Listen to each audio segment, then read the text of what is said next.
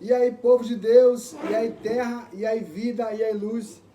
Sejam todos bem-vindos ao canal A Bíblia em Família. E hoje nós iremos aí dar continuidade no livro de Juízes, capítulo 16 e também o capítulo 17. Vamos para a leitura.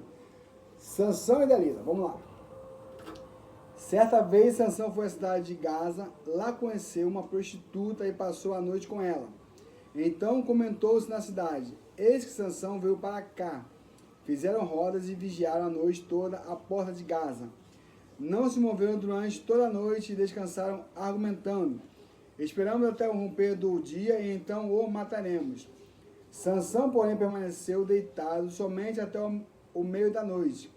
E então levantou-se e agarrou firme a porta da cidade com os dois batentes e os arrancou com trancas e tudo, pôs toda a peça sobre os ombros e carregou para o alto da colina que está em frente da cidade de Hebrom. O cara era muito forte, porque ele tinha o Espírito Santo de Deus, beleza? Passados esses acontecimentos, Sansão se apaixonou por uma mulher do vale de Sorek, chamado Dalila. Então os governadores dos filisteus foram procurá-la e lhe propuseram: seduz Sansão e descobre de onde vem a sua força extraordinária, e com que meio poderemos dominá-lo e amarrá-lo para então o subjugarmos.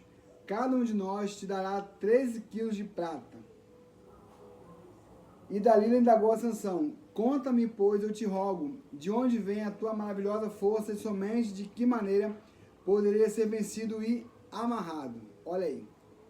Sansão explicou-lhe: se me amarrares com 7 tiras de couro novas, ainda úmidas, ficarei tão vulnerável quanto qualquer outro ser humano.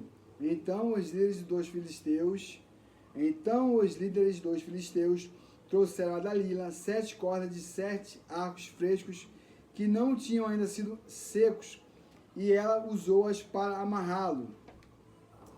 E ela havia escondido alguns homens no seu quarto. Então gritou: os filisteus vêm sobre ti, Sansão.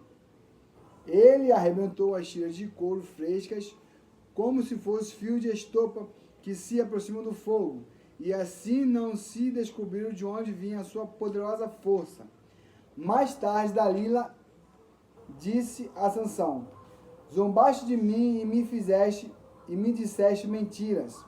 Mas agora eu te suplico, dá-me a conhecer o que seria necessário para amarrar-te e subjugar-te. E Sansão lhe retornou a explicar: ora, se me amarrares firmemente com cordas novas que nunca tivessem sido usadas, eu perderia a minha força extraordinária e seria tão fraco como qualquer homem.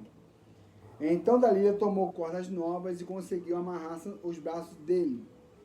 Em seguida gritou: Sansão, os filisteus estão te atacando. E ela havia escondido alguns homens do seu quarto. Contudo, ele rompeu as cordas como se fosse umas linhas atadas aos seus braços. Depois disso, Dalila voltou a falar com Sansão e lhe pediu: até agora brincaste e me iludiste com tuas mentiras. Conta-me com que devo amarrar-te. Então ele lhe declarou: se tecer as 7 tranças da minha cabeça num pano e o prenderes com um pino de tear, ficarei tão vulnerável quanto qualquer outro homem. Mais tarde, Dalila fez com que Sansão dormisse. Assim que ele adormeceu, ela pegou e teceu as 7 tranças da sua cabeça num tear e prendeu-as com um prego grande de madeira. Depois gritou: Sansão, os filisteus estão vindo sobre ti.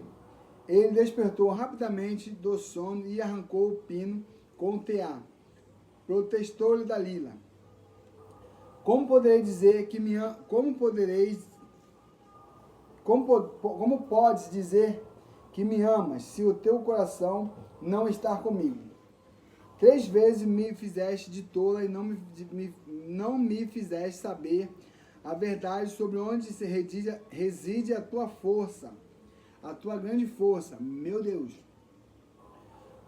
Como todos os dias ela o importunava com a sua insistência, ele foi se cansando dia após dia, a ponto de angustiar-se até a noite.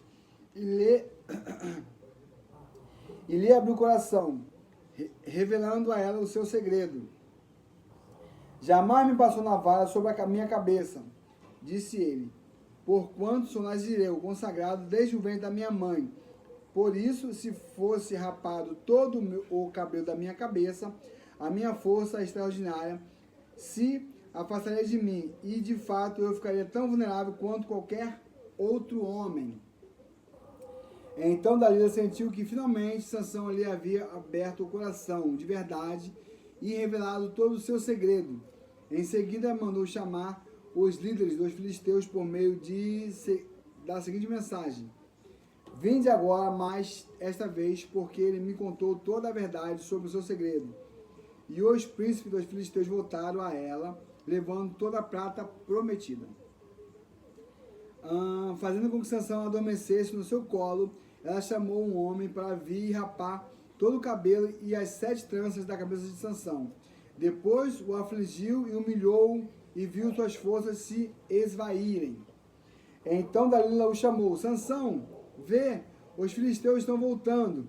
Acordando do sono, ele disse: sairei e me livrarei deles como das outras vezes. Entretanto, ele não tinha notado que o Senhor já se havia retirado dele. Olha aí, né?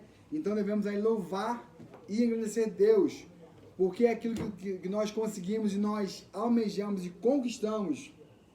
Pessoal, eu estou falando de bens materiais para poder ficar bem claro, né? Mas nós estamos aqui na terra para poder conseguirmos alcançarmos o reino dos céus, né?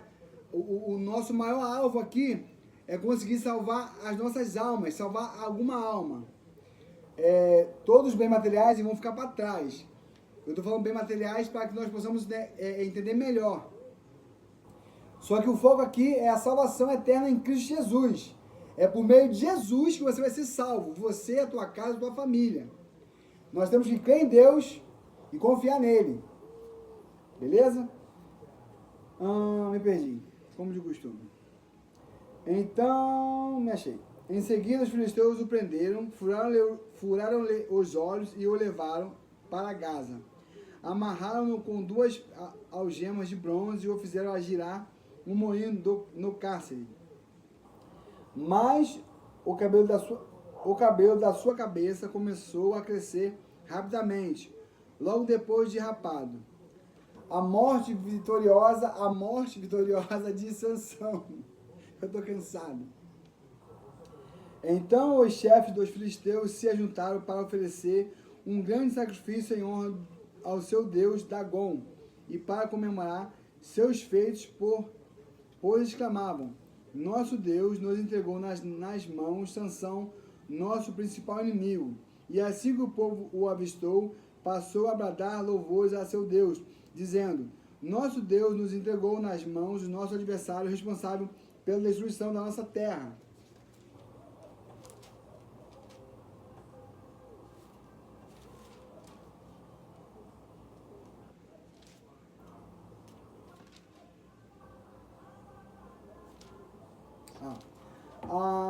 Aquele que multiplicou o número dos nossos mortos, com o coração cheio de júbilo, gritavam: trazei-nos Sansão para que possamos nos divertir com ele. E assim tiraram Sansão do cárcere a fim de se divertir todo o povo. Colocaram-o em pé entre as colunas do pátio do templo. Então Sansão pediu a um jovem que o guiava pela mão: por favor, deixe-me apalpar as colunas em que se apoia o templo, pois preciso me encostar nelas. A casa de Dagon, o templo, estava repleto de homens e mulheres, e ali estavam reunidos todos os príncipes e líderes dos filisteus. Na galeria havia cerca de 3.000 homens e mulheres se divertindo com a presença de Sansão, humilhando.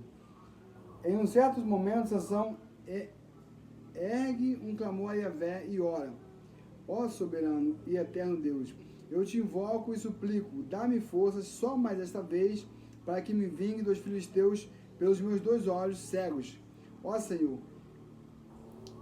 imediatamente Sansão forçou as 2 colunas centrais sobre as quais o templo todo se firmava,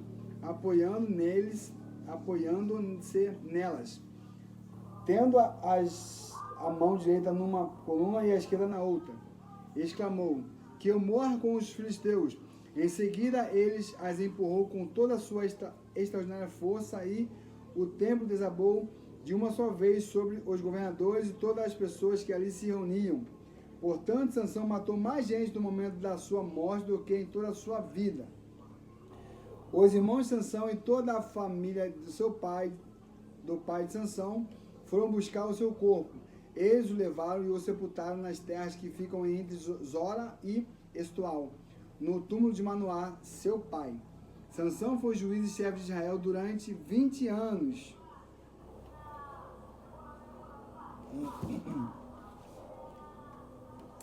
Os ídolos de Mica.